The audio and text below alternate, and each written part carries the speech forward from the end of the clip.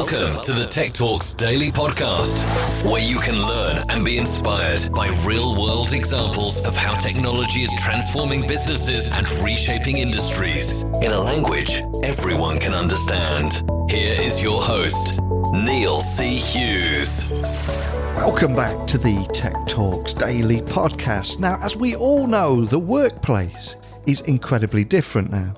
And instead of just talking about working from home versus working in the office, we now accept that a more hybrid approach that offers the best of both worlds is probably where the future lies.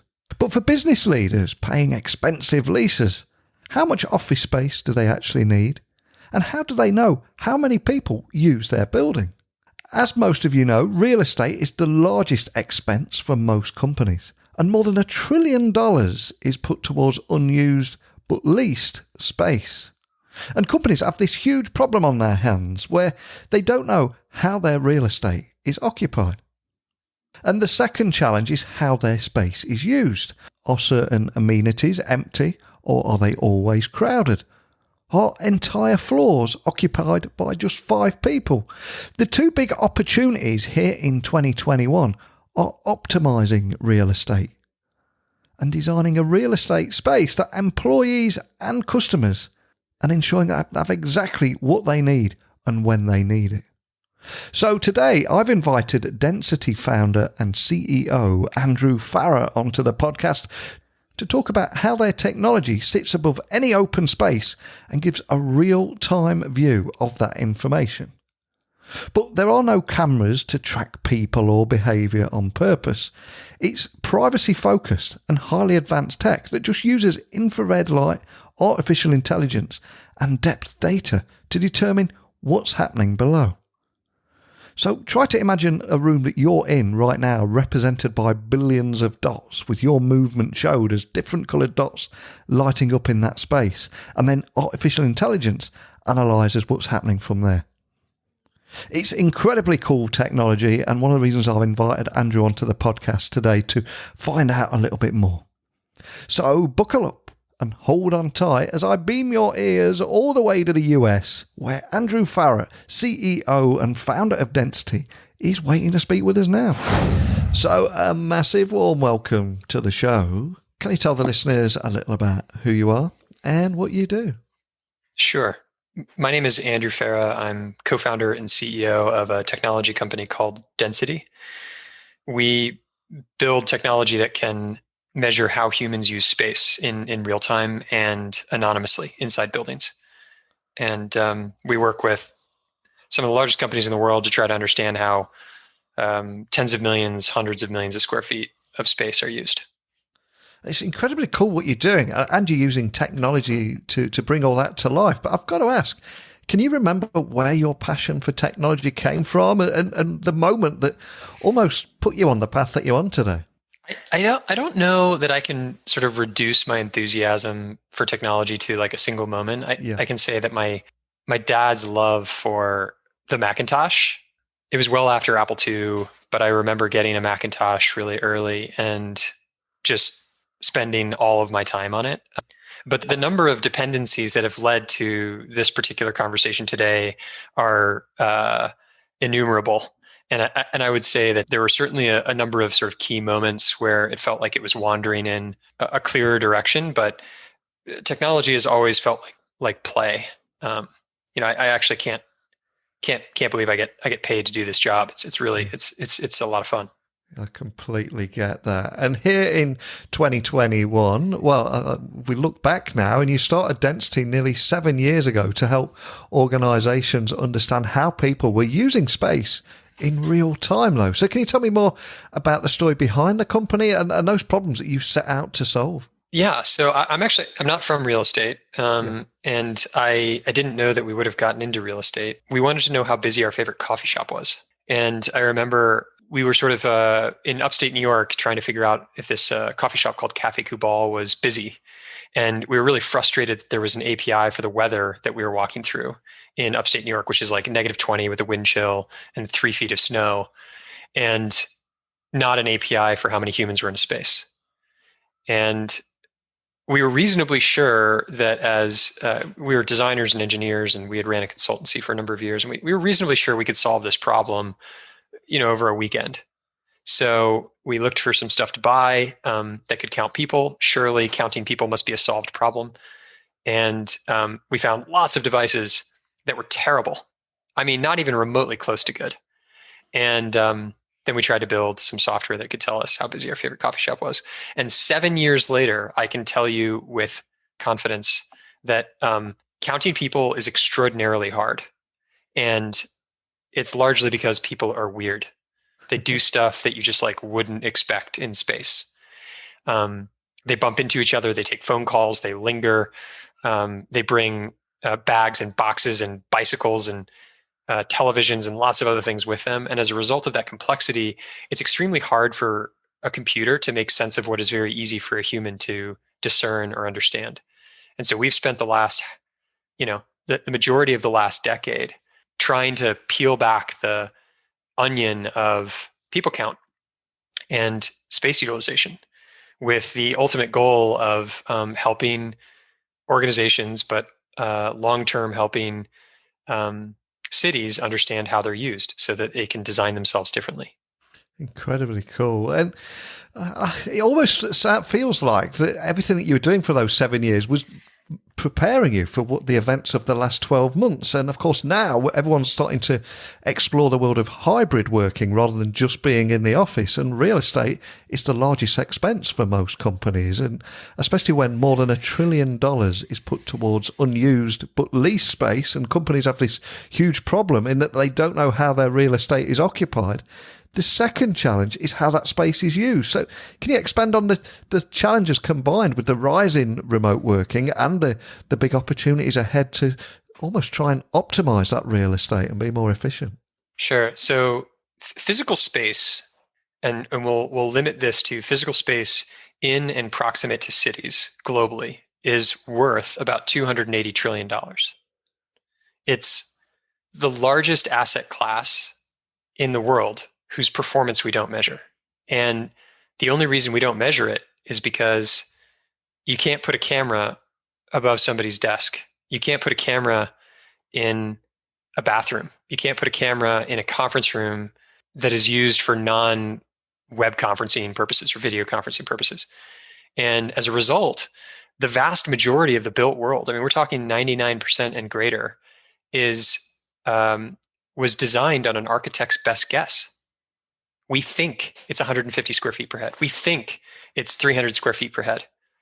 And the crazy thing is that the feedback loop is nearly non-existent. It's point-in-time decision-making. So you're essentially saying, here's a plan for 150 square feet per head. We're going to put, we're going to build HQ2 for Amazon in Arlington. And we're going to put $100 million plus, $500 million plus into these types of spaces. And then we're going to hope people use the space that we built. And so the state of the art today is literally a person with a clipboard observing behavior anecdotally for short periods and samples over the course of a year, and then providing what is essentially a space utilization report. That's how all space gets designed. I mean, for thousands of years, that's how we've been designing space. That's crazy. There's no other system that we would tolerate that type of inefficiency. And what has resulted is that about 40% of space is vacant but paid for. But 41% of space is vacant but paid for. In the US, it's $1 trillion spent on space with nobody in it. And that's just office space. So I guess my position isn't that we should get rid of all the unused space. It's just that at the very least, we should understand where it is. And we should understand where the other end of that bell curve is, where you have excess demand for spaces that are not large enough. So it's a really fascinating problem, and it's one of those things that you can't know until you've gone 2, 3, 4, 5 layers deep and realized, oh my God, like how did we get here? How did we design all of this space without knowing how it's used? You're so right in what you're saying there. It's a fascinating problem. And as you said a few moments ago, you just wouldn't accept this in any other aspect of business. But can you tell me more about how you're addressing all the issues that you've just raised there and everything that we've talked about so far, but with technology? How are you making that happen? Company's called Density. And we actually we design an entry-based sensor or computer that calculates depth, the density of depth values, using infrared laser light and a bunch of really cool machine learning models to anonymously count +1, -1 through a point of entry. And then we have another sensor that is designed for open area detection. So you can imagine it's mounted kind of like a wireless access point in on a ceiling, and it can measure using radar how humans anonymously use that space. We don't know gender, we don't know age, we don't know ethnicity at source, meaning we're not anonymizing data. We actually just can't generate it in the first place. And so we build all the hardware, but I like to joke that we're sort of like a less cool version of Tesla. We don't build sports cars, but we build all of the hardware, software in-house, and we even manufacture the product in the United States and export to 32 countries. And so anyway, we designed this system that can help you understand building, floor, and space level occupancy. And then we designed this other product that can measure every square foot in between. And the end result looks like the Marauders map from Harry Potter. I mean, I remember, and this is just going back 6 months ago when we first announced Open Area, but it is as if Dumbledore is sort of wandering through space. But now in software, and it can be done at scale on any floor plan, and it can be done in real time. So 700 millisecond latency from device to software, and the end result is effectively being able to A/B test physical space. Does this thing that we designed get used?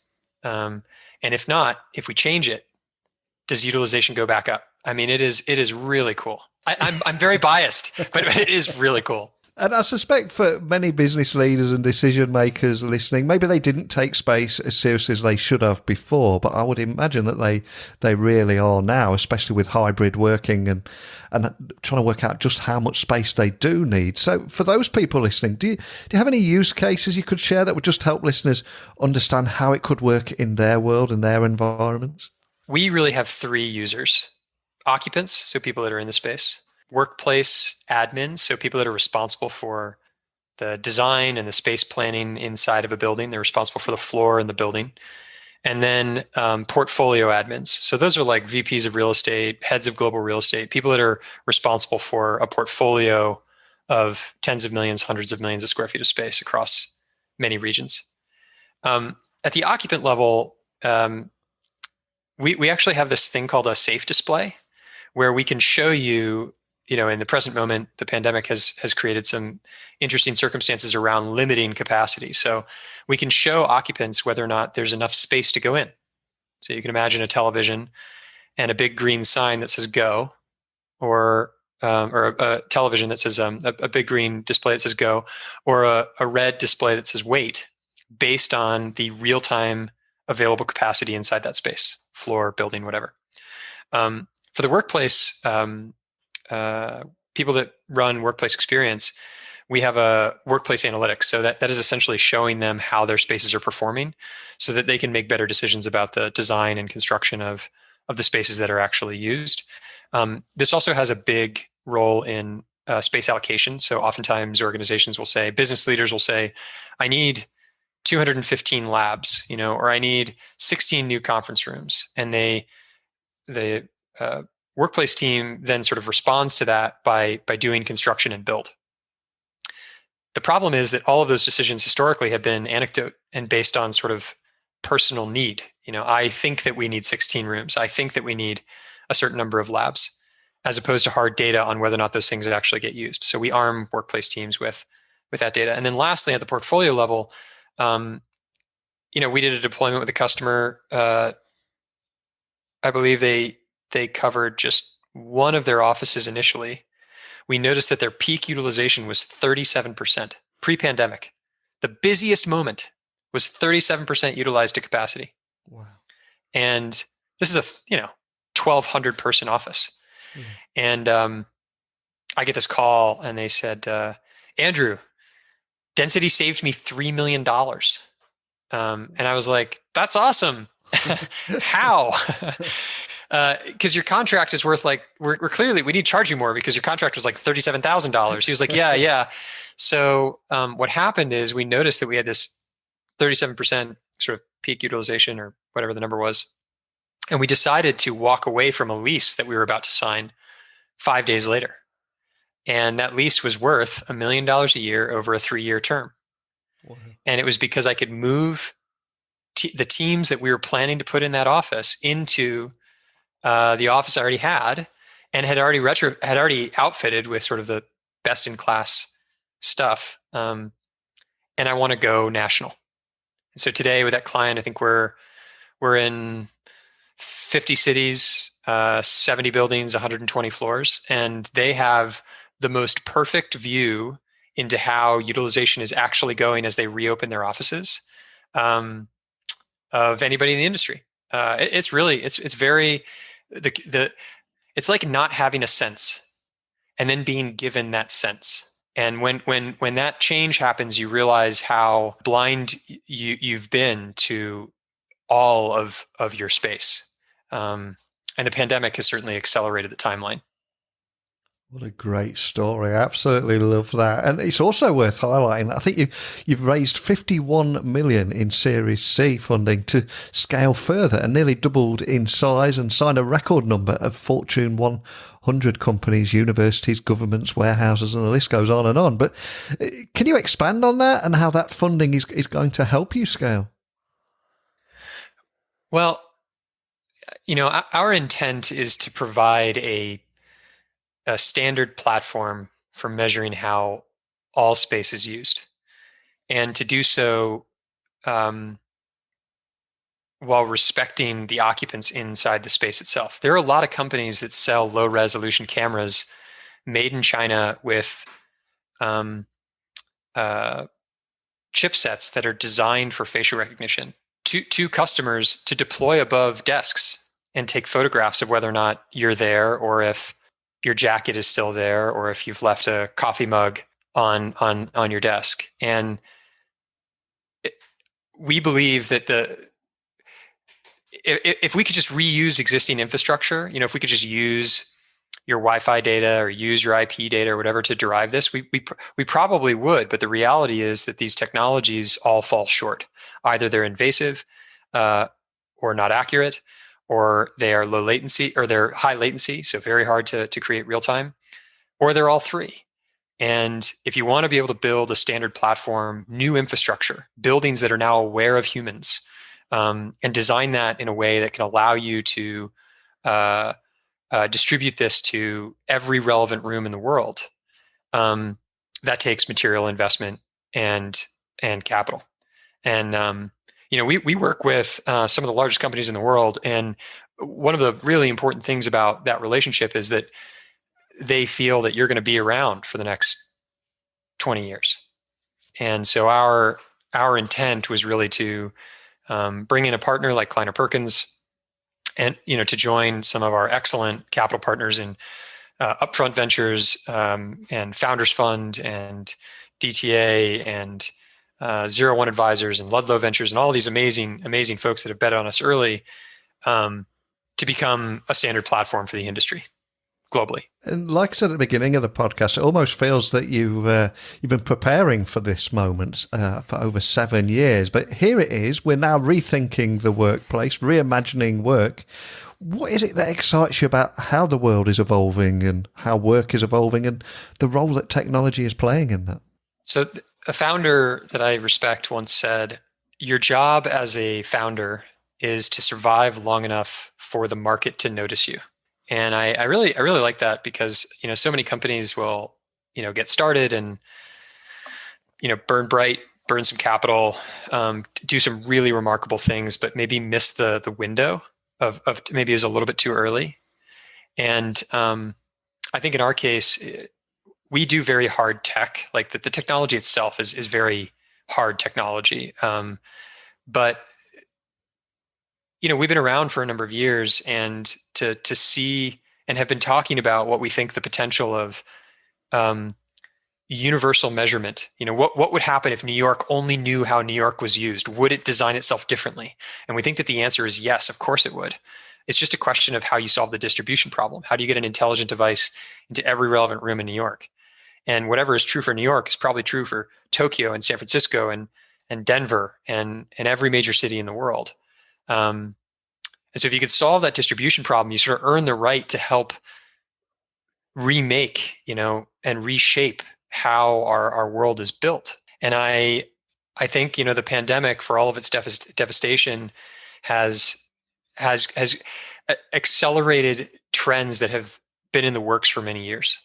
And this happens to be one of them, which is buildings should be aware of the humans in them.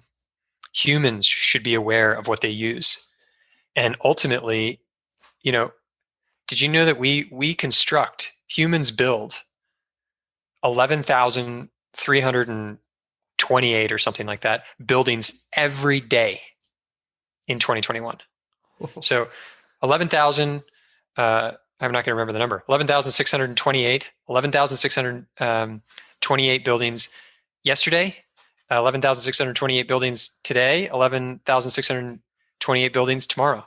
And by 2030, that number is going to be over 16,000. So when that customer who noticed that they didn't have to take a lease decided to just use the space they had and make their employees just as happy, that building remained on the market for somebody else to take. And if you follow that to its logical conclusion, that person, the next customer that took over the building that first customer decided to forego, they skipped a different building, and so on down the line until eventually you have 11,627 buildings that got built. So I'm extremely excited at the potential of understanding how space is used, because I think that the downstream consequences are as big as the scale at which we operate the built world. They are not small. And if we want to do something big, we really have to stay laser focused on solving that distribution problem, and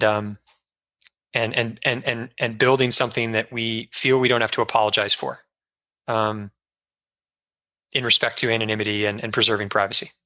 Absolutely. And I love what you've created here. I've got to ask though, what's next for Density? Where do you go from here? Well, I don't want to scoop ourselves by accident, but we have 3 big announcements over the preceding 3 months that are coming. And I'd be happy to talk to you again, in some time once we've sort of announced them. But I'd say that the areas that we're going to be spending our time really have to do with how much of the needle can we move when you, as an organization that runs, say, 50 million square feet of space, is able to literally understand in real time all 50 million square feet of space. And I think that the answer to that question is multivariate. There's lots of things that you could do, but I have a feeling that this underlying infrastructure that measures how all of this space is used will be tied to a lot of other dependent uses. Access control, energy, safety, supply and demand. There are so many things that happen when you hit a certain scale, and I guess we're really excited to essentially experiment with and play with some of the very interesting conclusions you can draw as a result of that. That's a perfect moment to end on. I think we're going to have to invite you back on. You've left us all with a teaser, but for anyone listening that would like to find out more information or contact your team, what's the best way of finding you online? You can connect with me on LinkedIn, so Andrew Farah. You can also just visit density.io. We respond to everything that comes in, and I'm usually pretty accessible. So certainly, if you have questions or you're curious about something, send us a note, and can't wait to talk to you again. Me too. It'd be great to get you back on, and we will dig a little bit deeper on that highly advanced tech that uses, I believe, infrared light, artificial intelligence, and depth data to determine what's happening. But you have been on an incredible journey, and I love how when you were faced with one of the worst scenarios that any startup founder would have come across, and everyone listening has encountered too, and how you've transformed that into one of the fastest growth periods in your company's history is phenomenal. So it'd be a pleasure to get you back on, but more than anything, just thanks for sharing your story with me today. Thank you, Neil. When COVID hit, Andrew realised that in order to bring people back safely, it would actually require new types of real-time data to ensure social distancing. So they created go and wait screens for customers that gave people that necessary information to know when it was safe to enter, and also launched new sensors that gave even more insights into the usage. And as a result, things started to take off, and in just 3 months, Density had more revenue than the whole of 2019 combined. And as I said in the podcast, they went on to raise a $51 million Series C funding. And the company has nearly doubled in size, and not to mention, and they've also signed a record number of Fortune 100 enterprises, universities, governments, warehouses, etc. So after so much doom and gloom, it's great to hear about a tech success story, and how Andrew was able to turn one of the worst scenarios facing any founder into a fastest growth period in company history. Inspiring story. And if you've got a similar story in this or indeed any industry, I'd love for you to come on here and share it with me and everyone listening. So please, any insights, questions, whatever it might be, email me now, techblogwriter@outlook.com, and my website is techblogwriter.co.uk. So I'll be back, same time, same place tomorrow, and all that's left for me to say is a big thank you for listening, and until next time, don't be a stranger. Thank you for listening to the Tech Talks Daily Podcast with Neil C. Hughes. Remember, technology works best when it brings people together.